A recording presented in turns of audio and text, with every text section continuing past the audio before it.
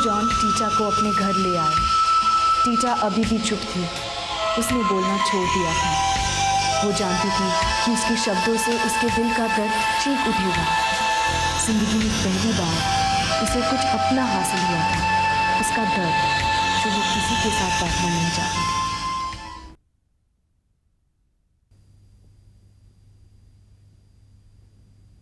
Theta, खाना। मुझे मालूम है कि तुम्हें ये खाना बिल्कुल पसंद नहीं है। डॉक्टर जॉन टीटा का इतना ख्याल रखते थे कि टीटा चाहती थी कि उनसे कुछ कहें, उनका शुक्रिया अदा करें, लेकिन न जाने क्यों उसकी जुबान ने उसका साथ ही छोड़ दिया था। चाहते हुए भी वो डॉक्टर जॉन की हंसमुख बातों का जवाब नहीं दे पाई। उसके पास तो अपनी जिंदगी के सवालों का ही जवाब नहीं था। ये कैसा दस्तूर था जिसकी आड़ में माई ने उसकी जिंदगी तबाह कर दी थी। पेड्रो ने उससे क्यों शादी कर ली? रॉबर्टो ने उसका दूध क्यों पिया और क्यों वो उससे छीन लिया? चुपचाप बैठी टीटा इन सवालों के उधेड़ में लिपटी रहती, सोचती रहती, लेकिन उसकी सोच, उसका दिमाग किसी भी सवाल का जवाब नहीं दे पाते, बल्कि उसे और ज्यादा उलझाते गए।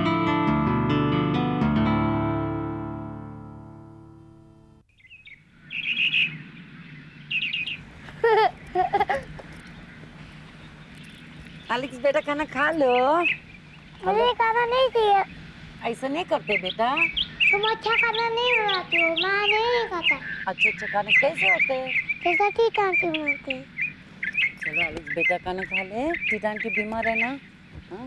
जब ठीक हो जाएंगे वो आप खाना पका के देंगे। टीटा खामोश बैठी अपने हाथों को देखती रहती। वो सोचती कि उसके हाथ जो जिंदगी भर मामा एलेना के आदेशों पर काम करते रहे, अब क्या करेंगे? उन हाथों को अपने आप कुछ करने की आदत ही नहीं थी। अब माई से दूर होकर ये हाथ जो चाहे कर सकते थे, जो चाहे पा सकते थे, जो चाहे बन सकते थे, जो चाहे तो पंछी बनकर आसमान में भी उड़ सकते थे। टीटा अपने हाथों से आसमान को छूना चाहता था।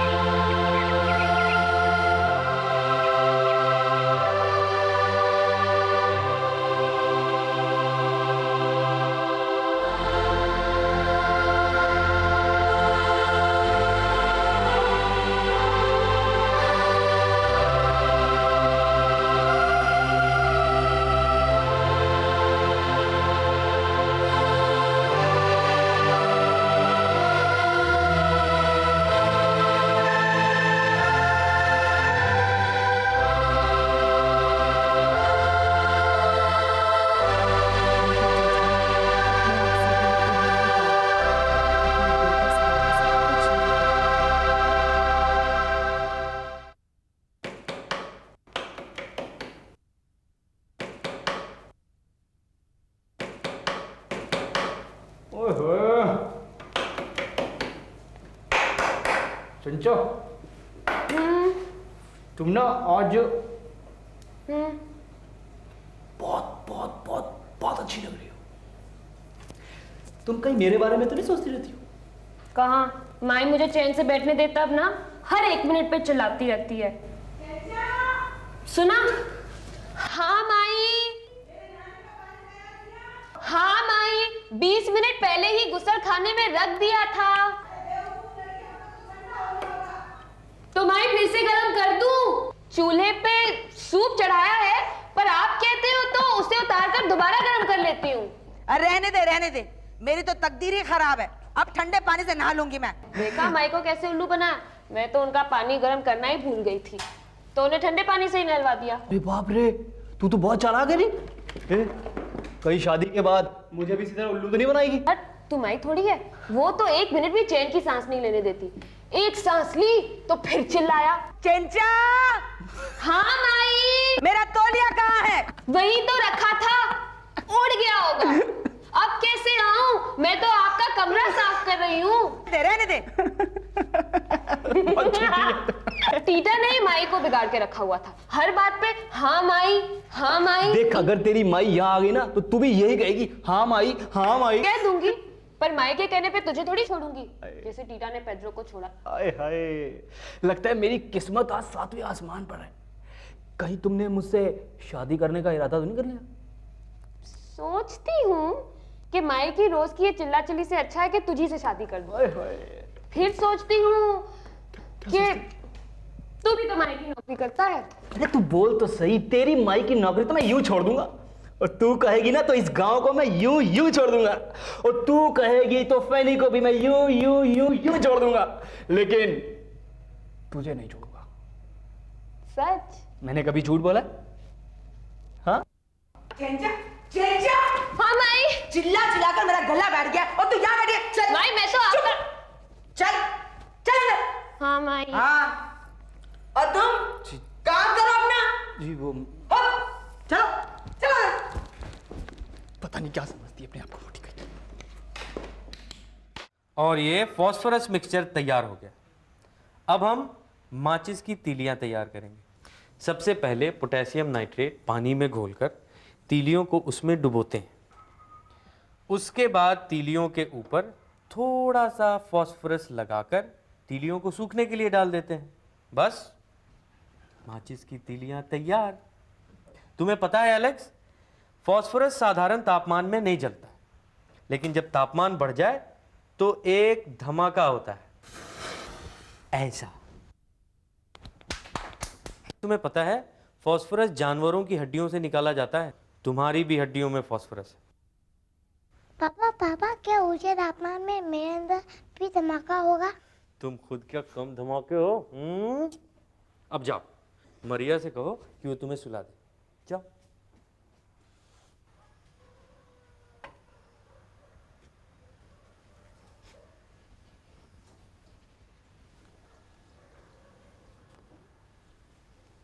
तुम्हें पता है टीटा, मेरी दादी कहा करती थी कि हमारे अंदर कई माचिस की तीलियां होती, लेकिन हम अपने आप उन्हें जला नहीं पाते। उन्हें जलाने के लिए और लोगों की, उनके प्यार की ज़रूरत होती, और जब किसी का प्यार हमें छू जाता है तो एक तीली जल उठती। कभी कभी ऐसा भी होता है कि माचिस की डिबिया भीग जाती है और कोई तीली जल नहीं पाती। इसीलिए हमें भीगने से, बुझने से खुद को बचाना होता है टीटा। हमें ये ढूंढना होता है कि वो कौन है, क्या है जो हमें जिंदा रखता है, हमें रोशनी देता है, हमारी तीलियों को जलाता है। तुम्हें पता है, मैं और मेरी दादी बचपन में एक खेल खेला करते थे। हम अक्सर फॉस्फोरस से ऐसी तस्वीरें खींचते थे जो किसी को दिखाई नहीं देती, और बाद में आकर एक दूसरे की खींची हुई तस्वीरों का अंदाजा लगाते थे। मैं तुम्हारी खामोशी तोड़ना नहीं चाहता, लेकिन तुम्हारे साथ बचपन का वो खेल खेलना चाहता हूं। खेलोगी मेरे साथ? मैं जब बाहर चला जाऊंगा तो तुम इस फास्फोरस से उस दीवार पे ये लिख देना कि तुम खामोश क्यों बोलना नहीं चाहती।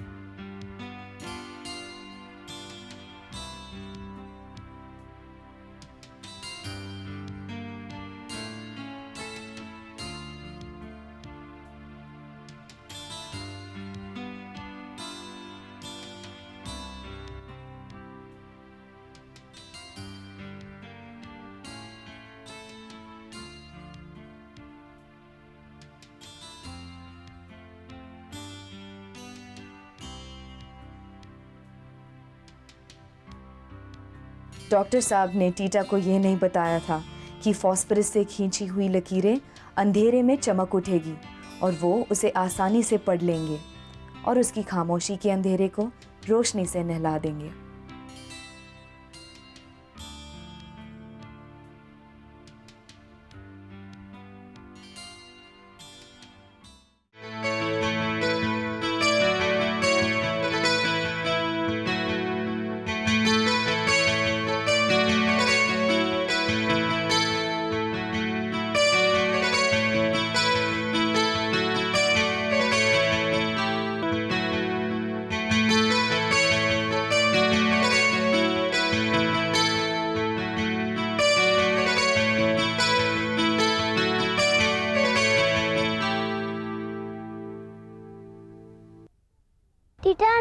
जब मैं मरिया या डैडी से नाराज होता हूँ तब मैं उनसे भी बात नहीं करता।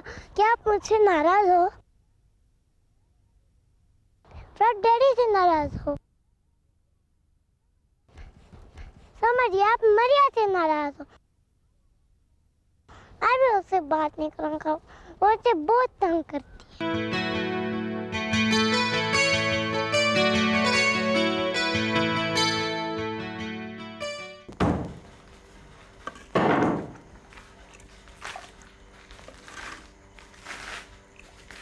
देखो, एक बात बताऊं तुझे? ये सूप मैं टीटा दीदी के लिए बना रही हूँ। माई को मत बताना। सुना है टीटा दीदी आजकल डॉक्टर साहब के यहाँ रहती है। पता नहीं किस हाल में होगी। वो तो माई ने मुझे मना कर दिया था, वरना अब तक तो मैं टीटा दीदी को सूप पिला पिला के ठीक कर देती। नाचा हमेशा कहती थी कि पाए का सूप पीने से मुर्दे में भी जान आ जाती है। भाई मेरी दादी तो कहा करती थी कि मुर्दे में भी सिर्फ एक ही चीज से जान आती है, और वो है प्यार।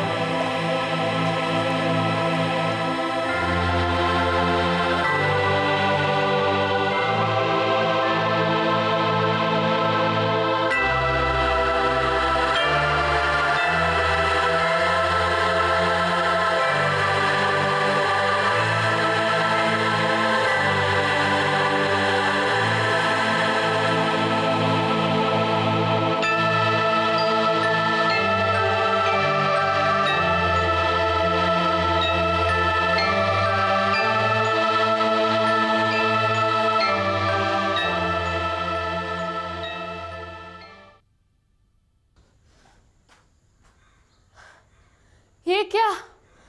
तुम तो अच्छी भली नजर आ रही हो। मैंने तो सोचा कि तुम बीमार हो। क्या मैं नहीं देती सूप? अच्छा, लो पियो।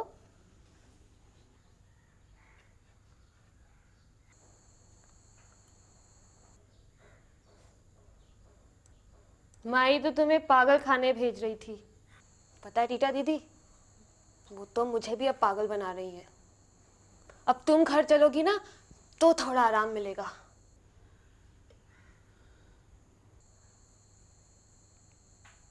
टीटा दीदी, तुम रो रही हो? तुम्हें मेरा सूप अच्छा नहीं लगा? अच्छा, जब तुम घर वापस आओगी ना तो मुझे फिर से सिखा देना। तुम वापस कब आ रही हो?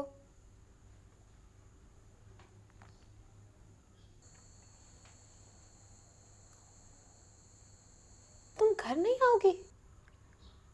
कभी नहीं आओगी? तुमने माई को बताया? तुमने तो नहीं बताया होगा। फिर कौन बताएगा? मैं? टीटा दीदी, मैं तो माई को बता के भी नहीं आई। मैं चलती हूँ। हाँ,